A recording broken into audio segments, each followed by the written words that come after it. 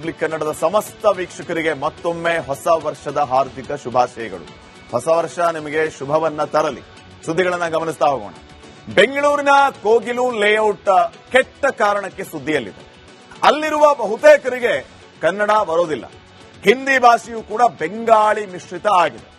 ಇದರ ಮಧ್ಯೆ ಅಕ್ರಮ ಬಾಂಗ್ಲಾದೇಶಿಗಳಿಗೆ ಕಾಂಗ್ರೆಸ್ ಸಚಿವರ ಆಪ್ತನೇ ನೆಲೆ ಒದಗಿಸಿದ್ದ ಅನ್ನೋ ಆರೋಪ ಕೇಳಿಬಂದಿದೆ.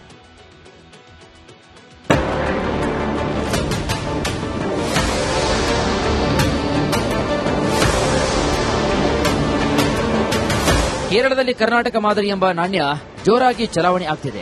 ಅದು ವೈನಾಡು ದುರಂತದಿಂದ ಹಿಡಿದು 10 ವಿಷಯಗಳಲ್ಲಿ ಸಾಬೀತಾಗಿದೆ. ಅಲ್ಲಿನ ಕಾಂಗ್ರೆಸ್ಗೆ ನೀರೆರೆದು ಪೋಷಣೆ ಮಾಡುತ್ತಿರುವಂತಹ ಕರ್ನಾಟಕ ಕಾಂಗ್ರೆಸ್ ವಿರುದ್ಧ ಸ್ಥಳೀಯ ಸಂಸ್ಥೆಗಳಲ್ಲಿ ಹಿನ್ನಡೆಗೆ ಬಿದ್ದ ಪಿಣರಾಯಿಗೆ ಬ್ರಹ್ಮಾಸ್ತ್ರ ಸಿಕ್ಕಂತಾಗಿದೆ. ಕೋಗಿಲು ಲೇಔಟ್ನ ತೆರವು ಘಟನೆ ಹದ್ದಾಗಿ ಕುಕ್ಕುವ ಪ್ಲಾನ್ ಜಾರಿ ಮಾಡಿದ್ದಾರೆ. ಈ ವಿಚಾರ ಇಂಡಿಯಾ ಕೂಟದ ಒಳಗೆ ರಾಜಕೀಯ ಸಮರಕ್ಕೆ ಕಾರಣವಾಗಿದೆ.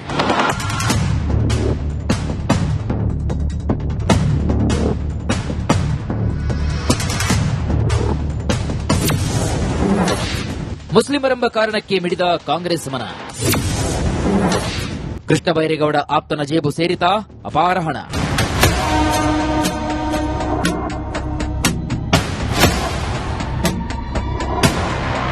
ಕರ್ನಾಟಕದಲ್ಲಿ ಕೋಗಿಲು ಲೇಔಟ್ ಕತೆ ಸೂಪರ್ ಹಿಟ್ ಆಗಿದೆ. ಯಲಹಂಕದ ಕೋಗಿಲು ಲೇಔಟ್ನಲ್ಲಿದ್ದಂತಹ 200ಕ್ಕೂ ಹೆಚ್ಚು ಮನೆಗಳನ್ನ ಜಿಬಿಎ ತೆರವು ಮಾಡಿದೆ. ಇದೇ ಪ್ರಕರಣ ಇದೀಗ ರಾಜಕೀಯ ತಿರುವನ್ನು ಪಡೆದುಕೊಂಡಿದೆ.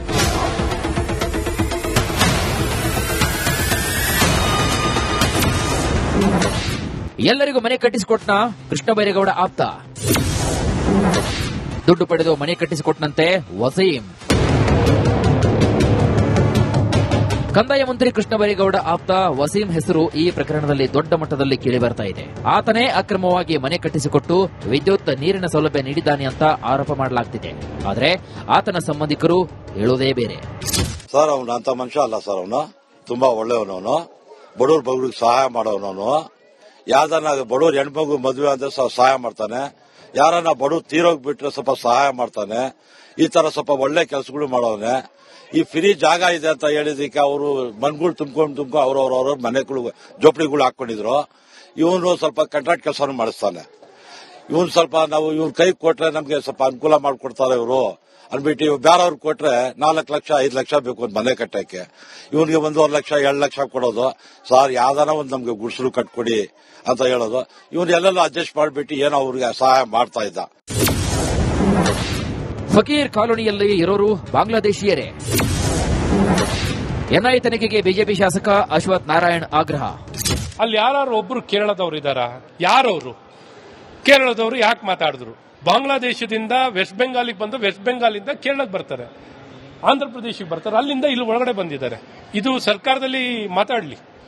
ನಾನು ಹೇಳ್ತಿರೋದು ಏನಾದ್ರು ಸುಳ್ಳಾಗಿದ್ರೆ, ನಾನು ಹೇಳ್ತಿರೋದು 25 ಲಕ್ಷಕ್ಕಿಂತ ಹೆಚ್ಚು ಬಾಂಗ್ಲಾದೇಶದವರು ಕರ್ನಾಟಕದಲ್ಲಿದ್ದಾರೆ ಅನ್ನೋಂಥ ಮಾಹಿತಿ ನಾನು ಏನ್ ಹೇಳ್ತಾ ಇದ್ದೀನಿ ಸುಳ್ಳಾಗಿದ್ರೆ ಅವ್ರು ಹೇಳಿ.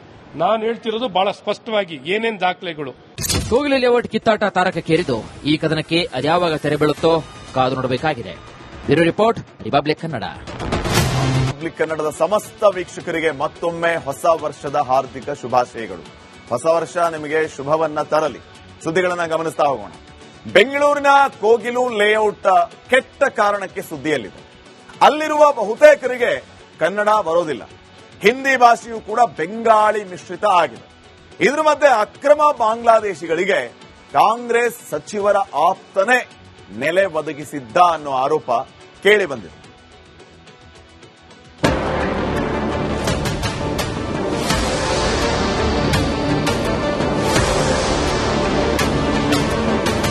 ಕೇರಳದಲ್ಲಿ ಕರ್ನಾಟಕ ಮಾದರಿ ಎಂಬ ನಾಣ್ಯ ಜೋರಾಗಿ ಚಲಾವಣೆ ಆಗ್ತಿದೆ. ಅದು ವೈನಾಡು ದುರಂತದಿಂದ ಹಿಡಿದು 10 ವಿಷಯಗಳಲ್ಲಿ ಸಾಬೀತಾಗಿದೆ. ಅಲ್ಲಿನ ಕಾಂಗ್ರೆಸ್ಗೆ ನೀರೆರೆದು ಪೋಷಣೆ ಮಾಡುತ್ತಿರುವಂತಹ ಕರ್ನಾಟಕ ಕಾಂಗ್ರೆಸ್ ವಿರುದ್ಧ ಸ್ಥಳೀಯ ಸಂಸ್ಥೆಗಳಲ್ಲಿ ಹಿನ್ನಡೆಗೆ ಬಿದ್ದ ಪಿಣರಾಯಿಗೆ ಬ್ರಹ್ಮಾಸ್ತ್ರ ಸಿಕ್ಕಂತಾಗಿದೆ. ಕೋಗಿಲು ಲೇಔಟ್ನ ತೆರವು ಘಟನೆ ಹದ್ದಾಗಿ ಕುಕ್ಕುವ ಪ್ಲಾನ್ ಜಾರಿ ಮಾಡಿದ್ದಾರೆ. ಈ ವಿಚಾರ ಇಂಡಿಯಾ ಕೂಟದ ಒಳಗೆ ರಾಜಕೀಯ ಸಮರಕ್ಕೆ ಕಾರಣವಾಗಿದೆ.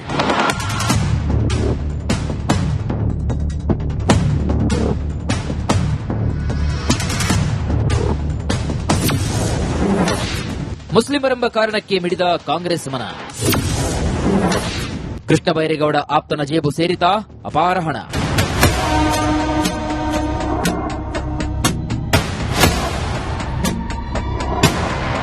ಕರ್ನಾಟಕದಲ್ಲಿ ಕೋಗಿಲು ಲೇಔಟ್ ಕತೆ ಸೂಪರ್ ಹಿಟ್ ಆಗಿದೆ. ಯಲಹಂಕದ ಕೋಗಿಲು ಲೇಔಟ್ನಲ್ಲಿದ್ದಂತಹ 200ಕ್ಕೂ ಹೆಚ್ಚು ಮನೆಗಳನ್ನ ಜಿಬಿಎ ತೆರವು ಮಾಡಿದೆ. ಇದೇ ಪ್ರಕರಣ ಇದೀಗ ರಾಜಕೀಯ ತಿರುವನ್ನ ಪಡೆದುಕೊಂಡಿದೆ.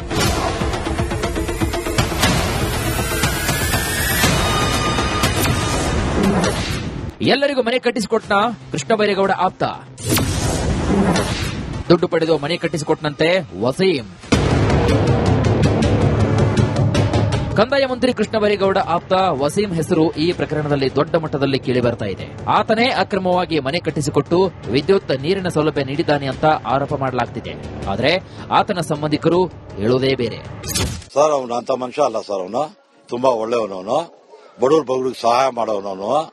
ಯಾವ್ದನ್ನ ಬಡವ್ರ ಹೆಣ್ಮಗು ಮದುವೆ ಅಂದ್ರೆ ಸಹಾಯ ಮಾಡ್ತಾನೆ. ಯಾರನ್ನ ಬಡವ್ರು ತೀರೋಗ್ಬಿಟ್ರೆ ಸ್ವಲ್ಪ ಸಹಾಯ ಮಾಡ್ತಾನೆ. ಈ ತರ ಸ್ವಲ್ಪ ಒಳ್ಳೆ ಕೆಲಸಗಳು ಮಾಡೋನೆ. ಈ ಫ್ರೀ ಜಾಗ ಇದೆ ಅಂತ ಹೇಳಿದಕ್ಕೆ ಅವರು ಮಣ್ಗಳು ತುಂಬ್ಕೊಂಡು ಅವ್ರವ್ರ ಮನೆಗಳು ಜೋಪಡಿಗಳು ಹಾಕೊಂಡಿದ್ರು. ಇವನು ಸ್ವಲ್ಪ ಕಾಂಟ್ರಾಕ್ಟ್ ಕೆಲಸ ಮಾಡಿಸ್ತಾನೆ.